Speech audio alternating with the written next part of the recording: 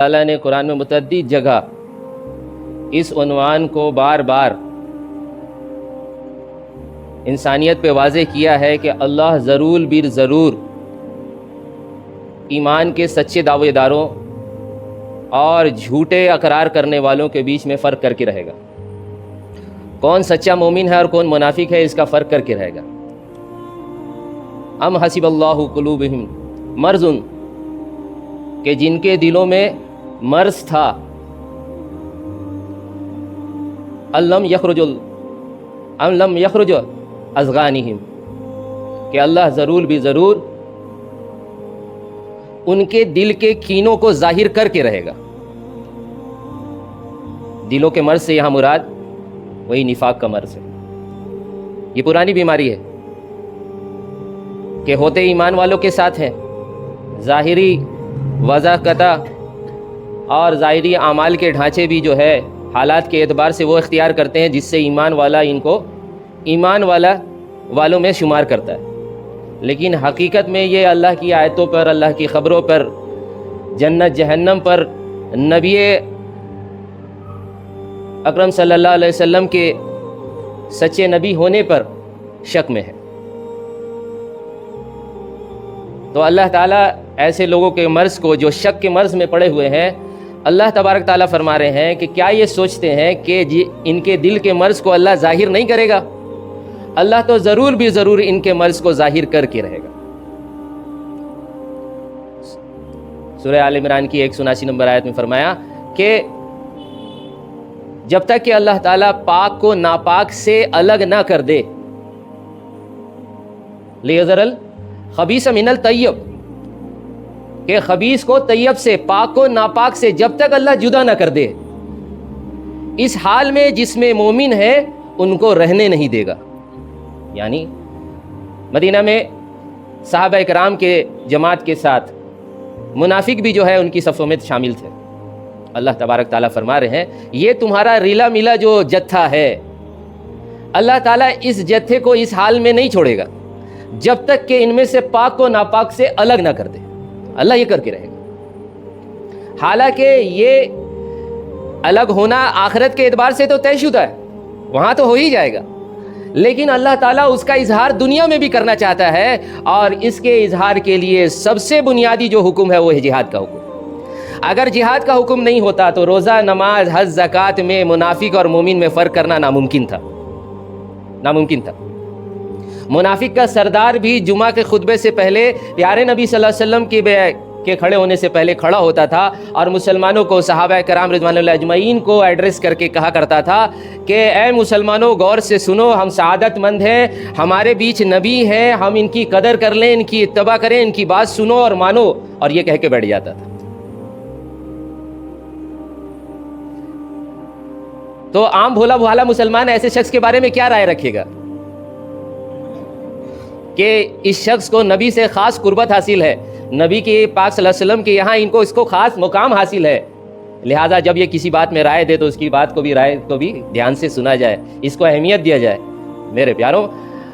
جہاد وہ حکم تھا جس میں پتہ چلا کہ یہ نبی کا کتنا سچا پیروکار ہے۔ جب احد کے موقع پر اسی نے جو ہے نا غداری کرتے ہوئے 300 مسلمانوں کی جماعت میں سے 300 افراد کو اپنے ساتھ ہمراہ واپس لے لیا اور میدان جنگ سے پیٹ پھیر دیا، یہ کہہ کے کہ چونکہ ہماری رائے نہیں مانی گئی، ہم نے کہا تھا کہ انٹرنل وار ہوگا، یعنی کہ مدینہ میں رہ کے ہم خانہ جنگی کریں گے، لیکن پیارے نبی صلی اللہ علیہ وسلم نے اکثر صحابہ کی رائے پہ عمل کرتے ہوئے باہر جا کے دشمن کے سامنا کرنے کو پسند کیا۔ میرے پیاروں، یہ بیماری اور اس قسم کے لوگ ہر زمانے میں رہے ہیں، ہر زمانے میں رہیں گے، جب تک کہ اللہ تعالیٰ دنیا میں ملحمہ کا جو ہے طے شدہ امر کو واقع نہ کر دے۔ صحیح حدیث میں آیا کہ ملحمہ آئے گا ہی اسی لیے کہ تاکہ انسانیت کو 2 خیموں میں تقسیم کر دیا ہے۔ ایک خیمہ تو ایمان والے کا ہوگا جس میں ذرہ برابر بھی نفاق نہیں ہوگا، اور ایک خیمہ منافقین کا ہوگا جس میں ذرہ برابر بھی ایمان نہیں ہوگا۔ ایمان کے دعویٰ کرنا عام حالات میں بہت آسان ہے، لیکن جب جہاد کا حکم آتا ہے، جہاد کی باری آتی ہے، تو یہ وہ حکم ہے جس میں منافقین کے قدم ڈگمگا جاتے ہیں اور وہ چمگوئی کرنے لگتے ہیں اور وہ جو ہے اس حکم کے پیچھے کی تعویلات کرنے لگتے ہیں کہ نہیں یہ حکم تو ہے لیکن ابھی کرنا درست ہے یا نہیں ہے، اور اب ایسے کیا جائے یا ویسے کیا جائے، یہاں کیا جائے یا وہاں کیا جائے، کسی بھی طریقے سے ان کا مقصد یہ ہے کہ اس کو ٹال دیا جائے۔ اور یہ صاف شدہ مسلمان کو جو اس حکم پہ پابند ہوتے ہیں ان کو ڈرایا کرتے تھے تب بھی اور آج بھی، یہ کہتے ہیں کہ دیکھو ان کا سامنا کرو گے تو مارے جاؤ گے، بے موت مارے جاؤ گے، اگر تم میرے پاس رہو گے تو نہ مرتے نہ مارے جاتے۔ ان کی یہ پرانی بیماری تب بھی تھی، اب بھی ہے۔ جب کوئی خوشخبری سنیں گے کہ ایمان والوں کو فتح نصیب ہوئی ہے، کافر کو جو اللہ نے ذلیل کیا ہے،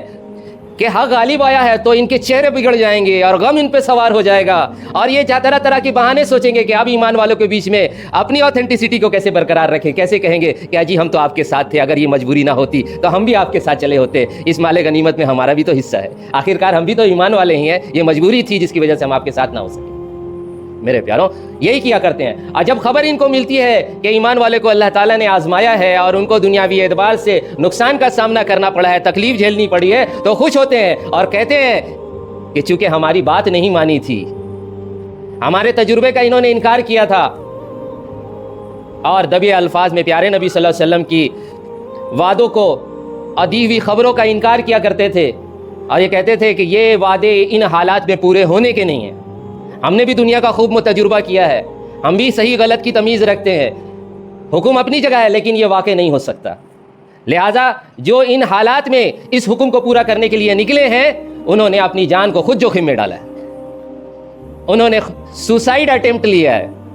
انہوں کہتے تھے سوسائڈ کرنے جا رہے ہیں۔ اب جو یہ ایمان والے جا رہے ہیں حدیبیہ کے موقع پہ، جب پیارے نبی صلی اللہ علیہ وسلم نے 1500 صحابہ کو اپنے ہمراہ لے کے مکہ کا جو ہے طرف روانہ ہوئے، اور صحابہ کرام کو اس کی خبر دی تھی کہ ہم لوگ جو ہے عمرہ کریں گے، جبکہ اس سے چند دن پہلے ہی ابو سفیان 17,000 کا لشکر لے کے پورے عرب کو متحد کر کے مدینہ پہ چڑھائی کیا تھا۔ اللہ کی مدد، موسم کے جو ہے نا بگڑنے کی وجہ سے ان کے حوصلے پست ہوئے اور ان کو واپس جانا پڑا خالی ہاتھ۔ دشمنی وہیں برقرار تھی، کوئی پیس ٹریٹی نہیں ہوئی تھی، کوئی ایگریمنٹ نہیں ہوا تھا، بلکہ ان کے اندر غضب اور غصہ اور زیادہ تھا کہ ہم مدینہ میں چڑھائی کی اور حاصل کچھ بھی نہ کر سکے۔ اب سوچو ان حالات میں اگر پیارے نبی صلی اللہ علیہ وسلم کہہ رہے ہو کہ ہم جائیں گے اور مکہ میں جو ہے خانہ کعبہ کا طواف کریں گے اور ہم جو ہے عمرہ کریں گے، تو آپ سوچو ایمان والے جو ہے وہ کہیں گے کہ چونکہ پیارے نبی صلی اللہ علیہ وسلم کہہ رہے ہیں تو سمینا و اطعنا، ہم نے سن لیا اور مان لیا، جو کہے، اب اس کے پیچھے کیا فیصلہ ہے، کیا حکمت ہے، وہ اللہ جانے، اس کا رسول۔ لیکن منافقین کہیں گے نہیں، ان حالات میں جانا مناسب نہیں ہے۔ لہٰذا حدیبیہ کے موقع پر ایک بھی منافق صحابہ کرام کے ساتھ شامل نہ ہو سکا تھا، اسی لیے پیارے نبی صلی اللہ علیہ وسلم نے بدر کے جتھے کے بعد سب سے زیادہ جو معتبر، سب سے زیادہ اللہ کے یہاں جو ہے نا شان والا جو جتھا اللہ کے یہاں مانا گیا ہے، وہ بیت الشجر والا ہے، جو حدیبیہ کے دن پیڑ کے نیچے پیارے نبی صلی اللہ علیہ وسلم کے ہاتھ پہ صحابہ نے موت پہ بیعت کیا تھا۔ اس جتھے کی اللہ تعالیٰ نے قرآن میں بھی مثال دی ہے، اور پیارے نبی صلی اللہ علیہ وسلم نے بارہا اس جماعت کو مخاطب کیا ہے کہ اے بیت الشجر کے نیچے میرے ہاتھ پہ بیعت کرنے والوں، کیونکہ اس جماعت میں منافق کوئی نہیں تھا۔ میرے پیاروں یہ حالات ایسے پیدا کیے جاتے ہیں دنیا کے، جس سے ایمان اور کفر جو ہے یہ چھٹ جاتا ہے، یہ جھوٹی جو دعوے داری اور حقیقی جو ایمان وہ چھٹ کے جو ہے بالکل الگ الگ خیمے میں تقسیم ہو کے رہے گا۔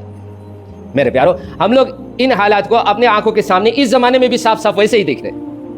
بالکل اسی قسم کے ایلیگیشنز، وہی الفاظ ہیں، وہی سوچ ہے، وہی جو بیماری، پرانی بیماری آج بھی چلی آ رہی ہے۔ ہاں اس زمانے میں کہنے والے کو لوگوں کو لوگ منافق کہتے تھے، ان پہ بھروسہ نہیں کرتے تھے، لیکن آج ایسے لوگوں کو جو ہے نا لوگ حکمران بنائے ہوئے ہیں، اپنا سردار بنائے ہوئے ہیں، کہیں یہ صوفیاء ہیں، کہیں ان کو علماء کرام کہا جا رہا ہے، کہیں پیر صاحب کہا جا رہا ہے، کہیں شیخ الحدیث کہا جا رہا ہے۔ میرے پیاروں یہ وہی لوگ ہیں، ایسی ایسی باتیں کر رہے ہیں کہ سن کے یعنی طبیعت میں اتنی جھنجھلاہٹ ہوتی ہے اور اتنا افسوس ہوتا ہے کہ کچھ اگر کر نہیں سکتے ہو تو کم سے کم خاموش رہو۔ اللہ اکبر، ایک طرف تو غازہ والوں کی قربانیاں جس نے پوری دنیا کے انسان کے دل کو دہلا کے رکھ دیا، ایسی ہلچل مچائی ہے کہ ہر انسان سوچنے پہ مجبور ہے کہ کیا چیز ہے، کیا وجہ ہے کہ یہ ایسا سب کچھ یہ کر رہے ہیں، کون سی ان کے پاس طاقت ہے، کیا ان کی مجبوریاں ہیں کہ یہ میدان سے ہٹتے نہیں ہیں، یہ ہنستے ہنستے اپنے بچوں کا جو ہے نا خون بہنا پسند کر رہے ہیں۔ انہوں نے طے کر لیا ہے ہمارے لاشی گریں گی تو اسی زمین پہ گریں گی، ہم یہاں سے نہیں نکل کے دیں گے، تم کو جو کرنا ہے کر لو۔ اور پھر ایسے لوگ کہیں نہ کہیں پھر جو ہے ایمان کی طرف، اسلام کی طرف اور اسلام کی تعلیمات کی طرف جو ہے نا مائل ہو رہے ہیں۔ لوگ ان وجہ سے قرآن کو پڑھ رہے ہیں اور اسلام ایکسیپٹ کر رہے ہیں، اور جو ہے غازہ والوں کے ساتھ کھڑے ہونے کی بنیاد پر ان کے اللہ تعالیٰ حق کی طرف رہبری کر رہا ہے۔ ایک طرف تو یہ جتھا ہے جن کو جو کہیں والی بال پلیئر دکھتے ہیں, کہیں ہاکی پلیئر دکھتے ہیں, کہیں کرکٹ کے پلیئر ہیں, فٹ بالر ہیں, جن کا دور دور تک اسلام سے کوئی شائبہ نہیں, ان کی زندگی میدان میں گزرتی ہے, لیکن وہ ان کے دل میں جو ہے نا یہ ان کی زندگی سے ان کے دل کے جو ہے نا یہ آواز نکل رہی ہے اور وہ اسلام کی طرف مائل ہو رہے ہیں. اور دوسری طرف ایسے لوگ دکھتے ہیں جن کے چہروں کو دیکھ لو تو آدمی حیران رہے کہ ان کی بناوٹ کو دیکھو, ان کے جسمی ان کے لباس کو دیکھو, ان کی داڑھی ٹوپی کو دیکھے انسان تو کہے گا فرشتے ہیں, نور ٹپک رہا ہے چہروں سے, لیکن ان عقائد کے جو ہے نا حامل ہیں, جس عقیدے سے, جس بیماری کے ساتھ جو ہے نا جو منافقین مدینہ تھے بالکل اسی پوزیشن پہ وہیں کھڑے ہیں آج بھی, ان کے اندر کوئی تبدیلی نہیں آئی, صاف اسی طرح سے کہتے ہیں. یہاں تک لوگ کہہ رہے ہیں کہ یعنی آپ سنیں گے بھی تو آپ کو عجیب لگے گا بات, کہ مطلب کہاں کی بات کہاں لا کے لگائی جاتی ہے, کہ آج غزہ والوں پہ, فلسطین پہ جو حالات ہیں ان کے خود کی کرتوت ہے. یہ میرا قول نہیں ہے, یہ بات چل رہی ہے جسے اتنی جھنجھلاہٹ ہوتی ہے, افسوس ہوتا ہے, بالکل منافقانہ رویہ. یہ ان کے خود کے ہاتھوں کی کرتوت ہے. کیا کیا انہوں نے؟ تو انہوں نے چونکہ خلافت عثمانیہ کے ساتھ غداری کی تھی, آج اس غداری کا خامیازہ یہ بھگت رہے. نہ یہ خلافت عثمانیہ کے خلاف غداری کرتے اور نہ پھر جو آج ان کا یہ حشر ہوتا. پہلی بات تو یہ ہے کہ خلافت عثمانیہ کے ساتھ جنہوں نے غداری کی, پوری دنیا اس کی شاہد ہے کہ اس کا سب سے بڑا جو رول اس میں ہے وہ سعودی اسٹیٹ کا ہے, سعودی فیملی کا ہے, اور اردن کے بادشاہی فیملی کا ہے.